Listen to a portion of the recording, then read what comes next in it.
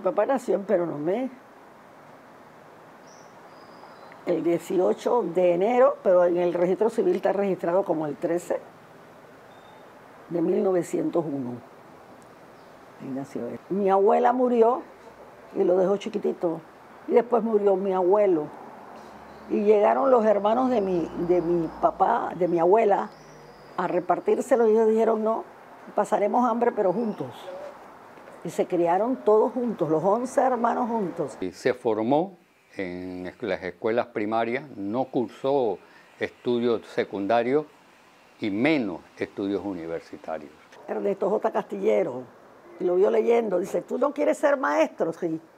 En ese entonces, los maestros, no había escuela de maestros, entonces lo que hacían eran exámenes.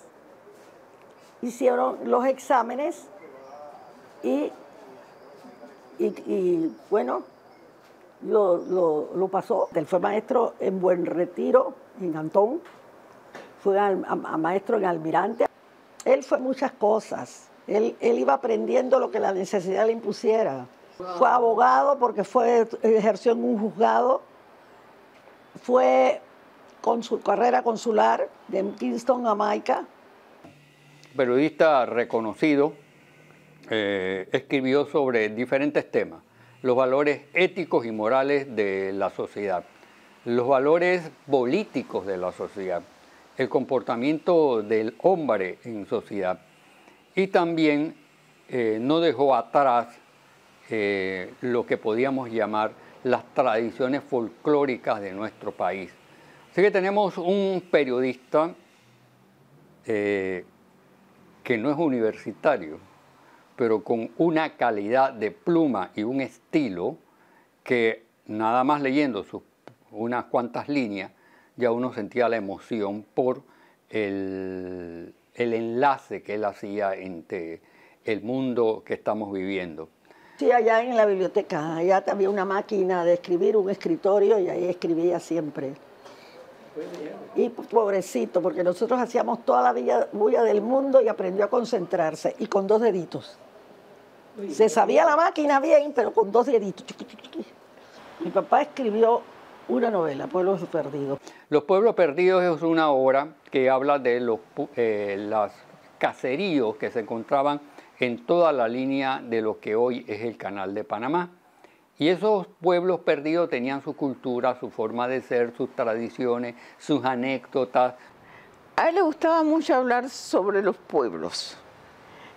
Mucha de su obra está sobre el pueblo donde en un momento dado estuvo, qué sucedió en ese pueblo, las cosas cotidianas de los pueblos, porque esa era nuestra vida en aquel tiempo. Escribió muchos cuentos. Está Lienzos Ismeños. El retablo de los duendes fue su primer libro. El hecho de escribir y de hacer poesía era raro. Y Blas lo hizo. Y Blas lo hizo, y Blas hizo cosas estupendas. Tenía cuentos e historias, por supuesto, ¿no? Muchas eran de niños, que cuando él era niño y aprendió muchas cosas con ellos. El hecho de escribir y de hacer poesía era raro. Y Blas lo hizo. Y Blas lo hizo, y Blas hizo cosas estupendas. Él tenía un periódico en Colón que se llamaba Calle 6 y se venía entonces en tren. La Transímica todavía no estaba en manos de Panamá. Cuando yo lo recuerdo ya yo lo vi. Ya yo lo vi que ya empezábamos a ayudarle a mi papá a doblarlo para mandarlo por el correo. Así va hasta Chiriquí, aquí en todo Panamá. Escuchábamos que decía que él era como el piojo, que vivía de la cabeza. Sí, porque todo pues era crear sus escritos, ¿no? Él fue el primer director de la Escuela de Periodismo de la Universidad de Panamá. Había periodistas, amigos de mi papá que habían sido también exámenes, habían felices que había sido mi papá. Porque a mi papá yo siempre le había dicho el maestro. Y yo fui una de las primeras metiches me metí con otras personas, ya no está el señor Erasmo Gómez, porque él era mucho mayor que yo. Había como 4 personas mayores que nosotros, y nos metimos, y así fue empezando nueva gente, por ejemplo, Hipólito Donoso, Mircea de Ortiz. Él era un profesor amable, estricto, por supuesto, como todo profesor, que espera que tú escribas bien y que lo que escribas sea correcto. Por suerte, por cierto que fue así. Y buena persona. O sea, no tenemos un gran doctor que cursó estudios universitarios en otros países, ¿no? Tenemos a un simple hombre del pueblo, pero con un conocimiento tan profundo del periodismo y tan profundo de la historia de Panamá, que ese fue el que dirigió nuestra primera escuela de periodismo, a la cual debemos sentirnos muy orgullosos nosotros en la actualidad. Mi nombre es Félix Armando Quiroz Tejera, soy nieto de Gil Blas Tejera. De Gil Blas yo recuerdo verlo sentado aquí en el estudio, en la máquina, escribiendo constantemente. Siempre decía que él era como el piojo que vivía de la cabeza.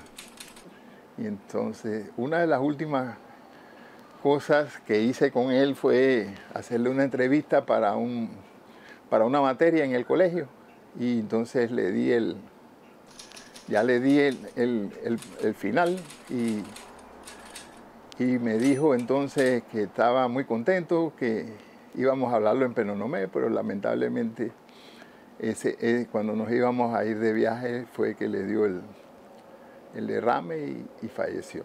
Yo tuve el privilegio de gozarlo por 16 años y todavía lo recuerdo con mucho cariño. Un hombre que deja un legado inolvidable, que fue además una persona muy consciente de las necesidades de del prójimo y siempre dispuesto a ayudar. No, en el 75 murió mi papá y todavía se acuerdan de él y todavía lo nombran. Un gran maestro. Era, es y será. Y yo me alegro mucho que los estudiantes sigan a Gil Blas Tejera, porque lo han seguido. Igual que otros profesores importantes